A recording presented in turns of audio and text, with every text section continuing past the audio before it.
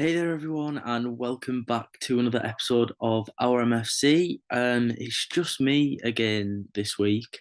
My has got some stuff on, and we've got some news to share about Ben. Actually, I'm not going to reveal it on this video, um, this episode. Sorry, just because you might have already seen it on a post. If not, you will be seeing it like very soon. So yeah, I'm not gonna share it in this, but you will hear about it soon. Um, so yeah, it's gonna be the same format as the West Brom match reaction. So we'll start off with like getting into the game, and then we'll do the news section, news part of it in the second half of the episode. Um, but yeah, we'll just get straight into it. Um, and hopefully, like I said, these next few weeks we can get someone on with me, have a conversation, that type of stuff. Because I know you guys prefer that rather than it just solely being me. Like I'm talking to myself. But yeah, let's get into it. So, oh my word, I think you're all with me when you can agree on how bad of a start that was. I don't remember seeing Boro start that bad in a game for, well, I can't remember the last time we played that bad. Um, just crazy. We were super sloppy in possession. The passing was off. Just everything. We looked tired. We looked like we had no energy, as if we'd just done a full season and that was our final game. Like it just everything was off about that first half and that start of the game. It just was the complete opposite to the first game against West Brom. You know, first game we were right at it. We scored within 10 minutes. We were right at the races, but it just wasn't the case with this one. And what happens is Jones takes it up on the right hand side. He tries to come inside and he tries to play it to Howson, tries to lay it off and then make another run off. But he doesn't. The pass is slow. It's a bit lackluster. And anyway, the QPR man picks it up, pinches it off him, but then that draws Howson in. So Howson goes towards the ball to try and win it back higher up the field. Anyway, he doesn't. Like I say, it draws him out. QPR player gets round him, plays it into this lovely pocket of space for Willock, and he just runs because there's a huge gap in that middle. And I know me and Matty have spoke about it previously about us solely relying on Johnny Howson and you know how we can't rely on him that heavily. Just because he's getting not only is he getting to that age, but I mean I know that's the risk you run when you're playing just that one defensive midfielder, but in saying that, he was so high up the pitch. I'm talking maybe an extra 5 yards out, probably about 25 yards out. So you know, you're talking an extra 10 yards up like outside of their box, which is pretty high for a excuse me, which is pretty high for a defensive midfielder. And yeah, you run that risk, and you just you know he's came out, and there's a massive gap. Anyway, Willock's ran into that space, and then not once but twice is it poor defending. Jones has ran back. We know the speed that Jones has got. He's ran back. He's tried to get in, and he's had a little bite at him, but he's dived in. He's completely, for me, that's last resort. That's if you're alongside the man and you know that you can win that ball, that's when you go to ground. Or if you're making a professional foul. He didn't do that. He was from the side and his leg was dangling a bit, and Joe Willock it just shoved him off, and that's all he had to do. Um, and anyway, you think, right, it's okay. Jones done enough for another man to come in. Jake Steele comes across, gets I don't even know. It's as if he's tickling him. He's kind of you know shoving him off, trying to shoulder barge him off the ball, and you're thinking like you're just next to him, just put your foot in there. If you can't put your foot in there and you can't get the ball, you make the professional foul and you just take the man out, because in that situation he's running at the defence with pace. They've got a man out wide. Jake Steele's out of position. You're thinking just commit or take the man out. Like it's one or the other. You either go in and like I say, take the ball, or you take the man. And twice it did just it didn't happen. And they like rebounded off Willock. Like he just yeah. I know Wilder made comments about Jake Steele, and he said that's why he didn't have a yellow card or something the whole of last season, was because he never puts a foot in. It was, you could obviously see he was frustrated. Um, and yeah, for that first goal, although it did come from Jones, them two both played a massive part in not stopping him going forward and obviously creating that attack. But you've got to give Willock, the lad, some credit. I mean, that strike from just outside the box was unbelievable. Yeah, you're talking like Rockenbach's free kick against City. It was like that far in the corner. And the pace as well, absolutely rockets it in. Sort of fair to Stefan, he could do nothing at all in that situation. There's no way he was getting, no keeper was getting to that, or if there were, go gadget arms or something. Because yeah, unbelievable strike. So you can't take anything away from him for that. But it was just pure from where it came from, where it started. Really, just pure build up, and yeah, like I said, not at the races. Um, but then for that second goal, absolutely no hiding with that one. No hiding. We had problems with Luke Daniels and Joe Lumley last season. Both shaky, didn't really command the box. You were always fearful when they received the ball back, or when they were coming for corners, that sort of thing. And in this situation, I feel a lot more confident with Zach Steffen in goal. I feel like he's got a good presence about him. I feel like his defenders are confident in front of him, which is what you want from your defenders, and it's what you want from your goalkeeper. You want that kind of that confidence, that ability to go, you know what, yeah, I'm under pressure, but I'm going to play back to my keeper because I know he's going to either spray it out wide, or he's going to have that calmness on the ball. Anyway, corner comes in. It's a good delivery. Don't get me wrong. It's in a good area. Because for me, if you're putting a ball in anywhere in and around that 6 yard box, it's always threatening, especially as an in swinger, because then you're making the goalkeeper, he has to make a decision. Does he stay in goal, or does he come forward and try and collect it? Now, in this instance, Stefan came out around the 6 yard box, he goes to punch it, and he just absolutely fluffs it. He gets nothing on the ball. Um, I don't even think I think it was Rob Dickey. I think it just hits him. I don't even think he knows much about it, because of the pace of the ball and the great delivery. Just hits him and it just rolls in, because obviously Stefan's committed and there's no one on the line to get to it. So yeah, he ran after the ref afterwards. But I've seen it about 4 or 5 times. And there's no way that that's a foul. There's no, I don't know if he's instantly just gone to kind of cover his back a bit. I'm not sure, but yeah, there's no way that's a foul. It's just a terrible, terrible mistake. I'm not going to jump on his back and you know say, oh, we need new keeper and play Liam Roberts and all this. Like, he was second choice keeper for Man City. He's the US international. It's his second, well, if you want to include his Marseille game, his third game. In out two of the three we've seen, he's been convincing, made some great saves, and he made some good saves in this game as well. Yeah, he's made a mistake at a crucial point in the game, I must add. Really deflating goal to concede, and another very poor goal because it's easily avoidable. But um, yeah, like I say, 3 games at the club. Like, just give him time. Goalkeepers are going to make mistakes, and I think everyone's going to make mistakes throughout the season. Um, uh, yeah, he'll make up for it. Just don't.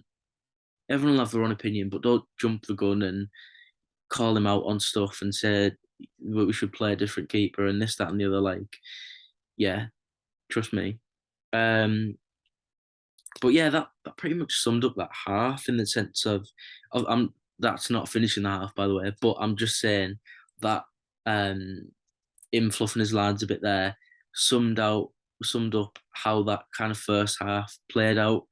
Um, yeah, I think it was Jake Steele for the third one. Got caught in no man's land, and this is probably one of the worst performances I've ever seen Jake Steele have at Boro. I can't really remember a time where he was everything was off. Um, Hence he gets subbed at half time, but we'll go into that a little bit later. But yeah, like I say, he was caught in no man's land really. He doesn't go with his man, and the ball comes in. He's just so slow to react. The ball's already coming in. This is a free kick, by the way. Free kick, I want to say about 25, 30 yards out to the left hand side of our box. Um, yeah, the ball comes in. It's an in swinger. And once again, it's a brilliant delivery. But he only realizes that his man's running the box when the ball's already halfway there.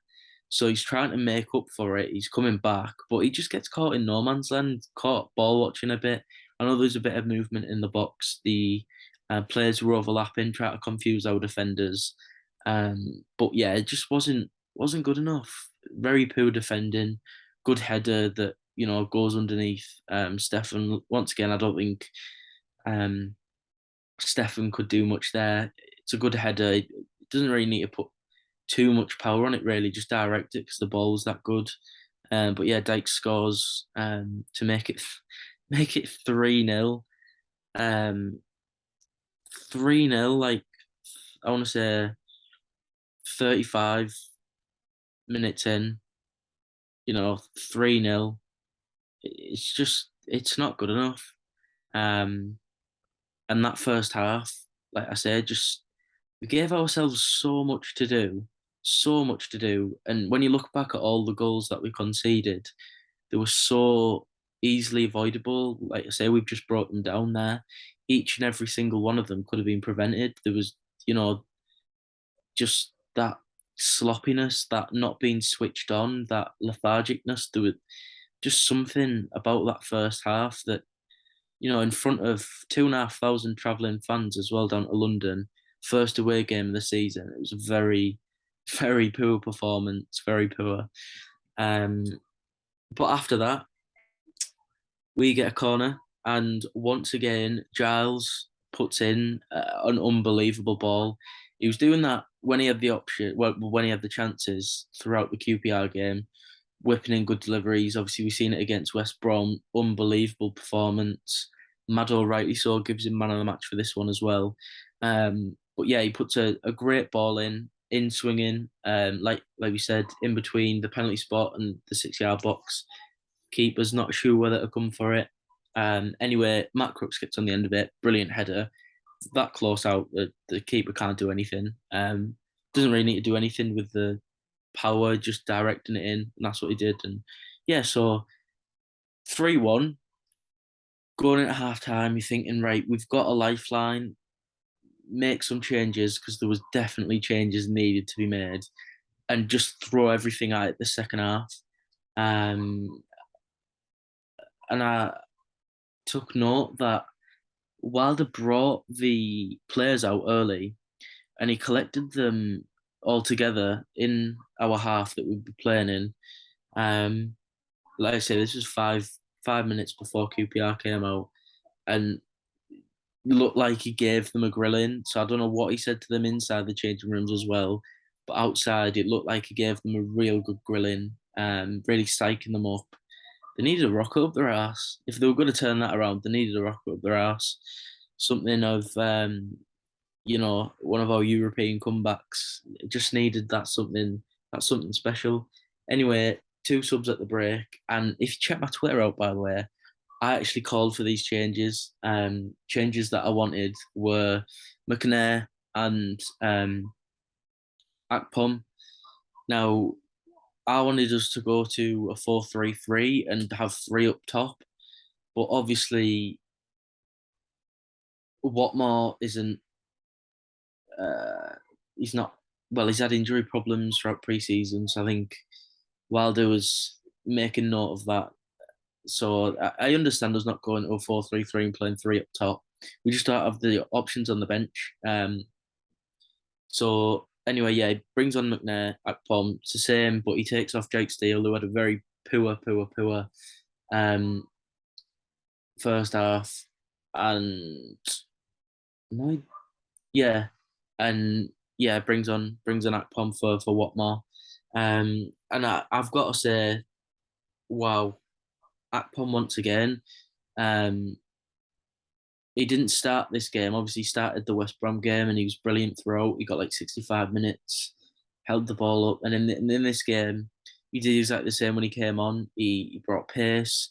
He was getting on the ball. He was holding it up. He was using his strength, and he brought players into the game. You know, talk about Uche, and I've said this time and time again. Like I love Uche. He's a great guy. He works hard, and he wanted to prove himself at this club. But with a change in management, he doesn't fit the system that we're trying to play. He's not mobile enough. Whereas Akpom has got that strength about him. He's fairly tall.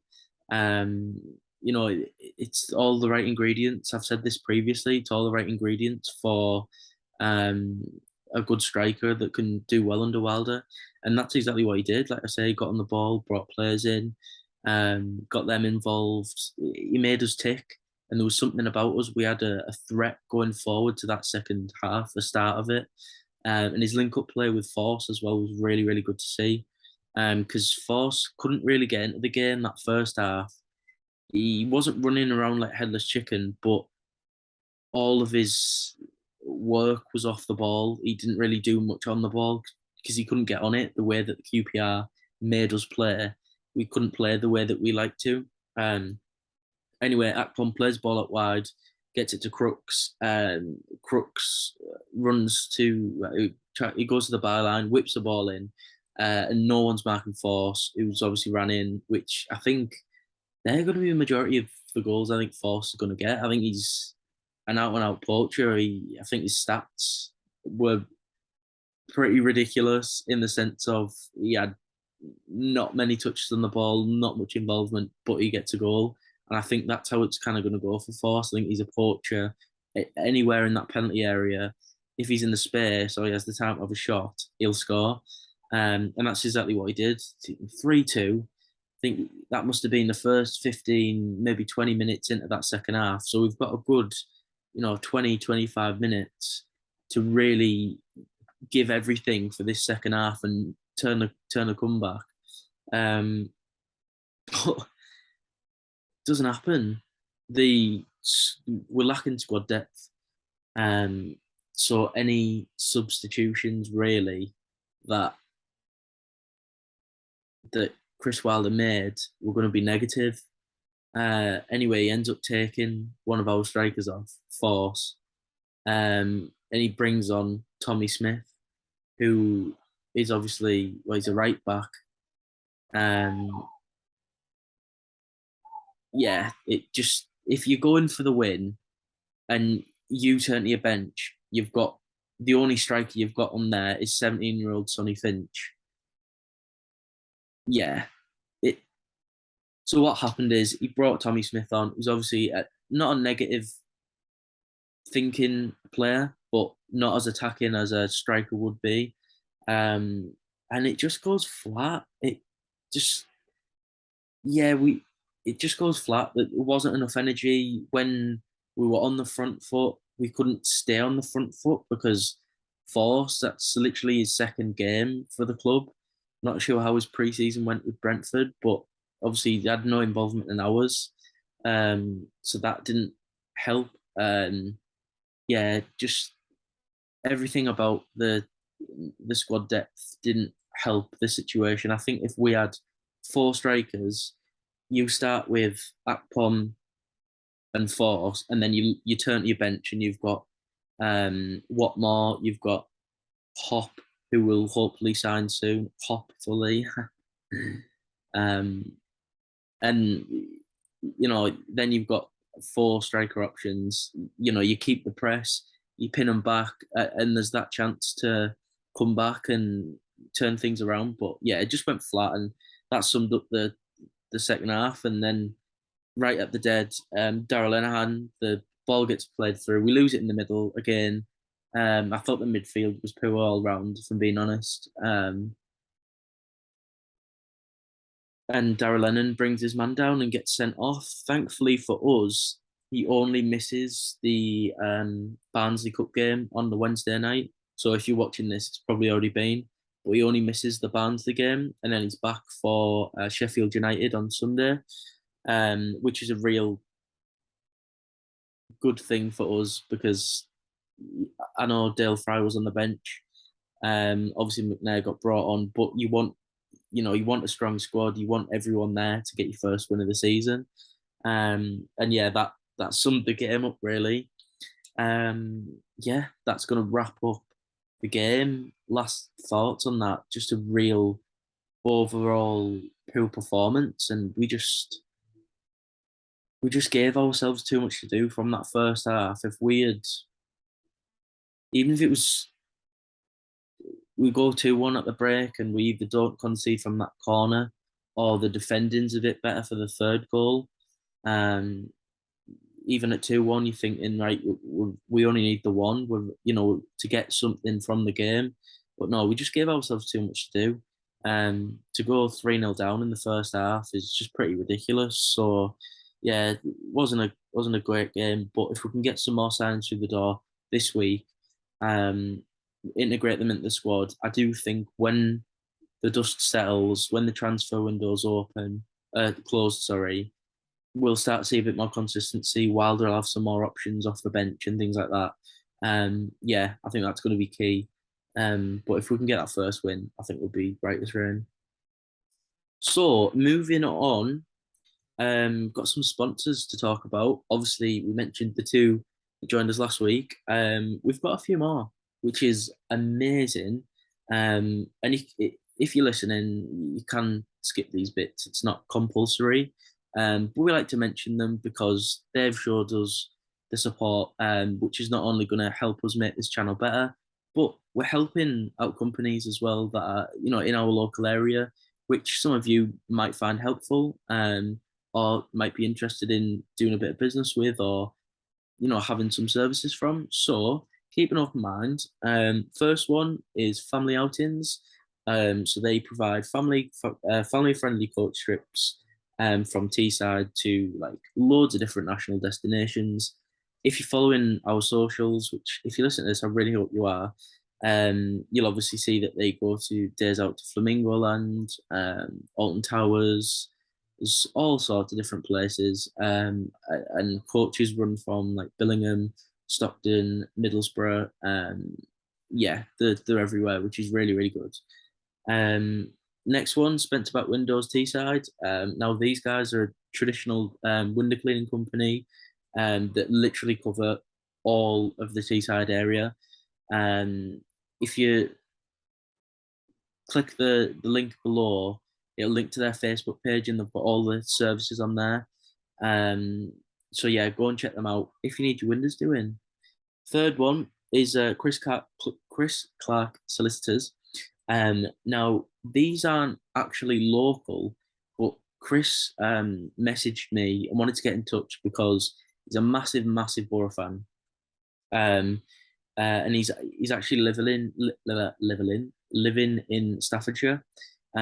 So I mean, if there's any people that are listening to this in the Staffordshire area, Chris Clark Solicitors, a local company, they've been established since 1986. So that if they're that old, they're doing something well, aren't they? So they're traditional solicitors specialising in criminal defence, conveyancing, wills, and probate. So if you need that type of stuff, go and ring Chris because, like you say, he's a Boro fan and he'll help you out. Next one is Gracie Barra Martial Arts. Now, Gracie Barra is a worldwide community of jiu-jitsu instructors, students, and athletes. and their organisation is built up, right? Get this, 700 schools in 6 different continents. So if you want any jiu-jitsu training courses, um, they have like I said, schools which they'll do like different programs in. These guys are the guys to go to. I think I might inquire about some classes because it's just one, it's cool as two, who doesn't want to know a bit of self defense, and three, you get fit by doing it. Um, there's one in Middlesbrough, and I'm pretty sure there's one in Hartlepool as well. So yeah, we'll leave the links to all of these guys down below. But yeah, go and check them out because they're really, really cool and doing some awesome stuff. I know they've got some merchandise and stuff. So if you're into fitness, you're into jiu-jitsu, go and check them out. Next one is AM training and recruitment.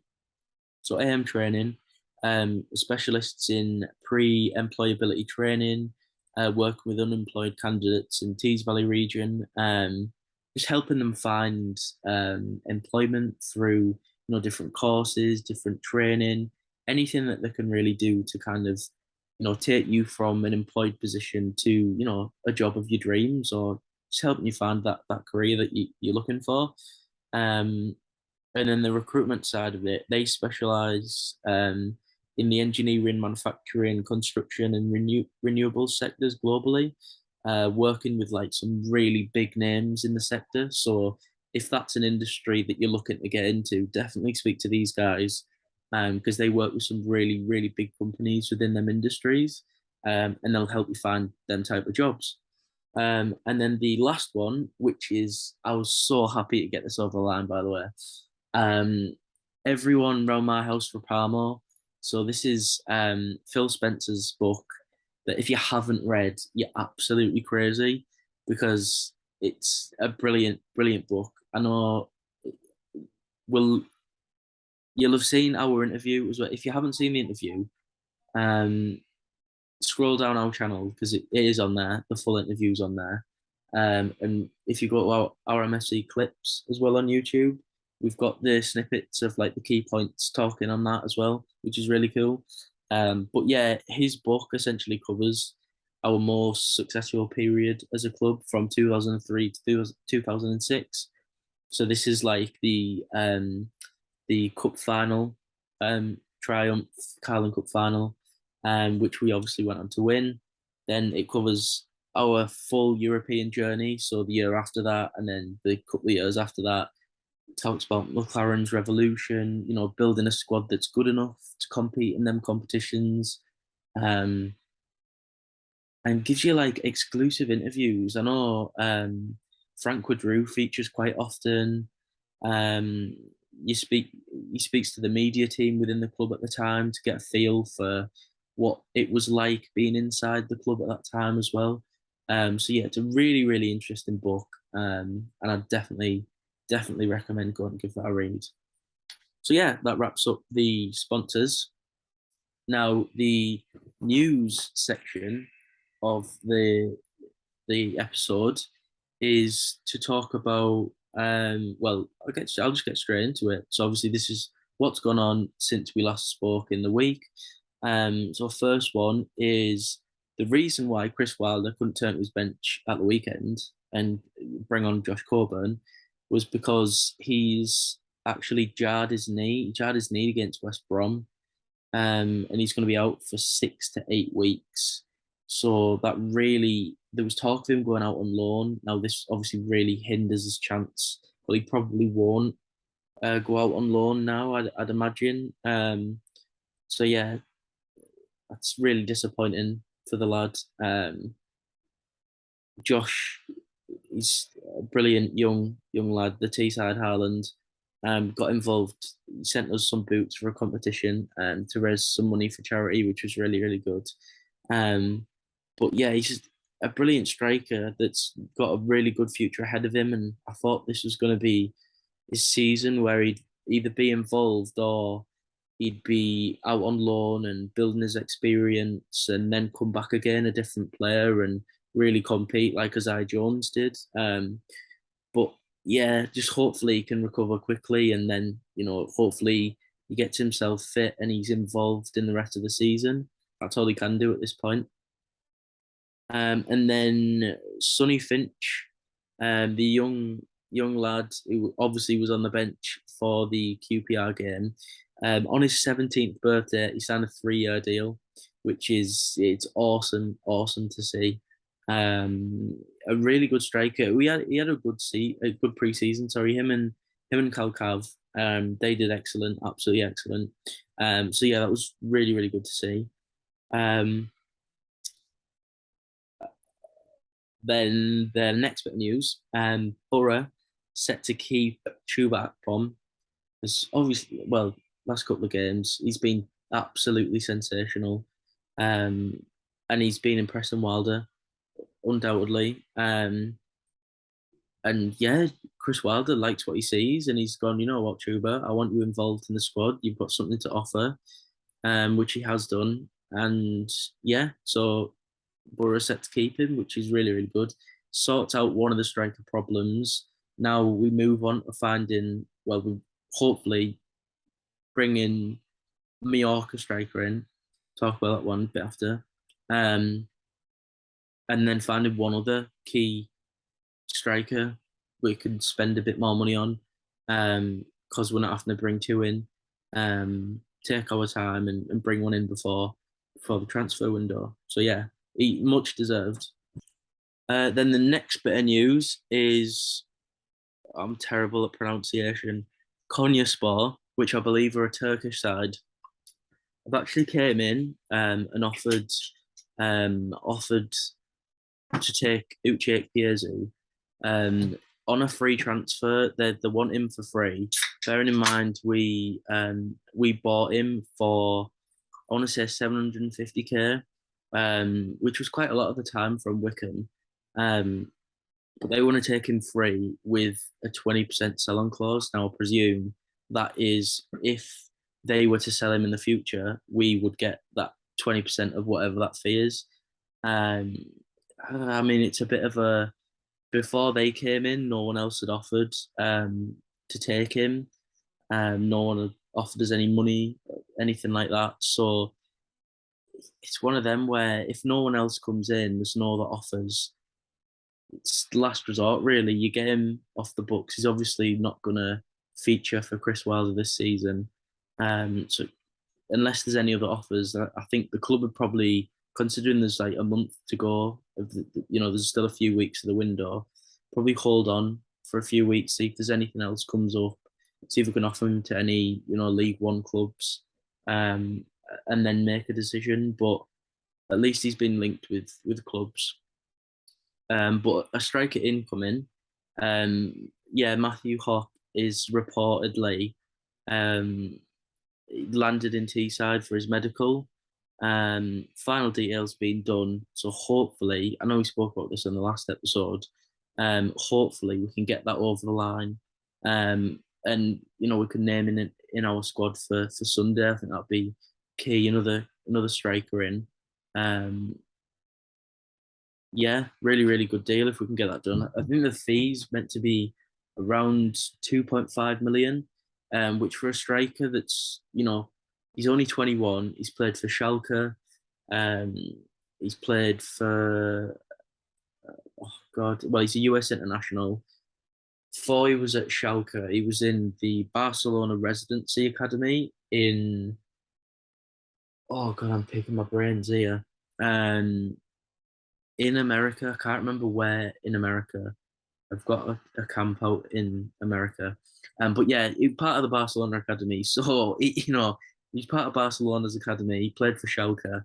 He's a decent player, especially at 21. Bags of potential, hell of a finisher. Going to give us another brilliant option off the bench. Hopefully we can get that done. Like I said, final details, and yeah, that should be all good to go. Um, Next bit of news. Turning into its own Nunes saga, which, to be fair, Nunes gone quiet. He's just liking people's tweets. Really, at this point, I think he's just trolling. I don't even think he's coming to the club. He's just got us on strings because he was on the bench for Fulham. at the weekend, by the way. So don't know if you want to look into that or what. But yeah, um, the Dutch side, I want to say Groningen. I'm not sure. I told you I'm awful at pronunciation. But they've turned round. I don't know if this is because they know that we've got money or they genuinely want to keep him. I mean, if I was them, I'd want to keep him anyway. He's a brilliant striker. Um, but they've set a price tag for Jørgen Strand Larsen at £12 million. Now, I just want to say before I say any more on this, I made a thread right at the start of the season outlining what my transfer plans would be.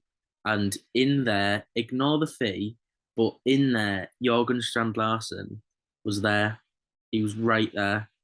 And I said that he'd be a player that I'd certainly look into and try and bring him to the club. So it's really, really nice to see that Boro they've obviously seen my thread and gone, yeah, you know what, Jordan's right. Let's look into him. They've looked into him and gone, oh yeah, he's a decent player, and that's where it's all.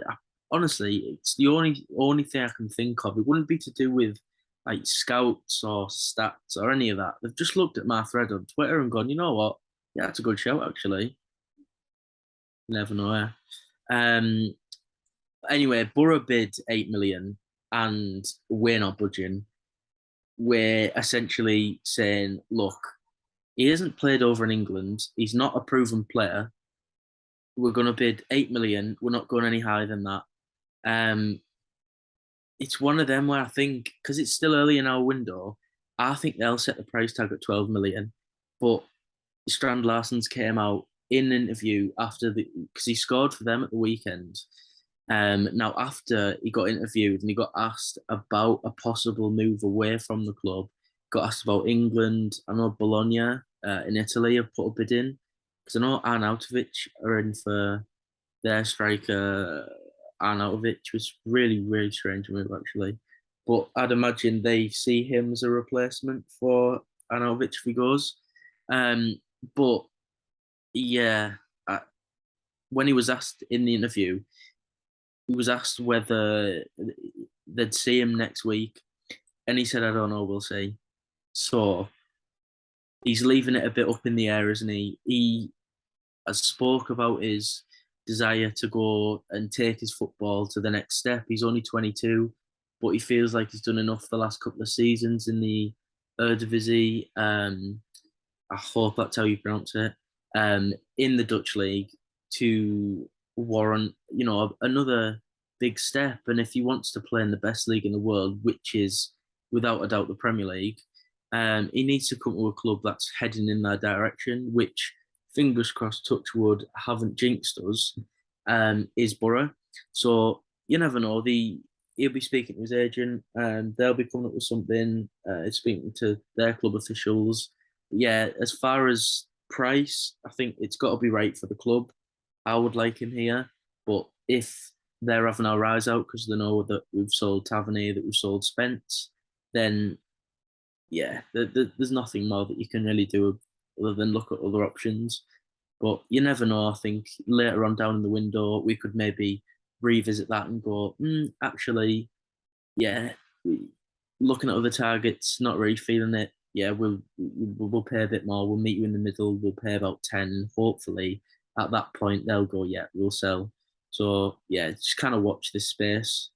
And then the last bit of news. I know the last couple of weeks you haven't ended on a positive note at all, but this week it is. Borough youngsters AJ Matthews and Charlie Lennon have both made their debuts for England under 17s. So they played Norway on Saturday. They got beat 3-0, but then they beat Faroe Islands today, which is Monday. They beat Faroe Islands 3-0. And they actually, Matthews scored and Lennon set him up, but it was ruled offside. So there was that Borough connection within the England camp. It was just offside. And then they play Finland on Wednesday. So if you're listening to this or watching this, it's probably already happened. But yeah, massive well done to them too. Representing the country, doing Boro proud.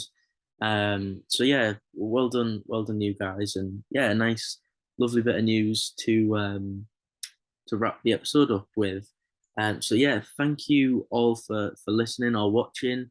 If you are listening on the podcast platforms, please, please, please, um, follow. Yeah, give us a follow.